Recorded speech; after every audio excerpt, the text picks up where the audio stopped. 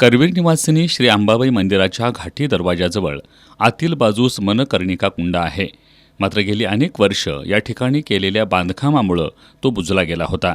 मनकर्णिका कुंड खुला करण्यात यावा यासाठी शिवसेनेसह अनेक पक्ष संघटनांनी आंदोलनं केल्यानंतर देवस्थान समितीकडून या ठिकाणचं अतिक्रमण हटवून उत्खनन सुरू करण्यात आलंय आणि मनकर्णिका कुंडाचा बहुतांश भाग खुला करण्यात आलाय.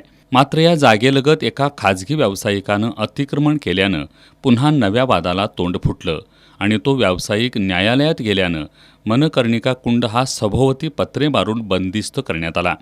त्यामुळं तो भाविकांना पाहता येत नाही.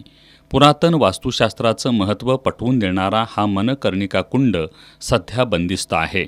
पश्चिम महाराष्ट्र देवस्थान समितीनं पुढाकार घेऊन संबंधित व्यावसायिकाशी तडजोड करून न्यायालय प्रविष्ट प्रकरण निकाली करून घ्यावं आणि सर्व भाविकांसाठी मनकर्णिका कुंड खुला करण्यात यावा अशी मागणी राष्ट्रवादी काँग्रेसचे उत्तर विधानसभा मतदारसंघाचे अध्यक्ष गणेश जाधव यांनी केली आहे.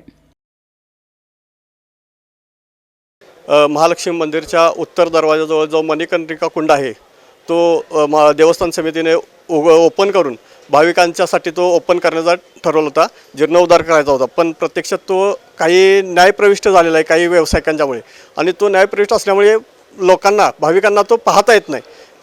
देशभरातून हजारो भाविक त्या ठिकाणी येत असतात, त्यांना तो कुंड पाहण्यास मिळत नाही. काही कारणास्तव न्यायप्रविष्ट असल्यामुळे तो पत्रे मारून बंद करण्यात आलेला.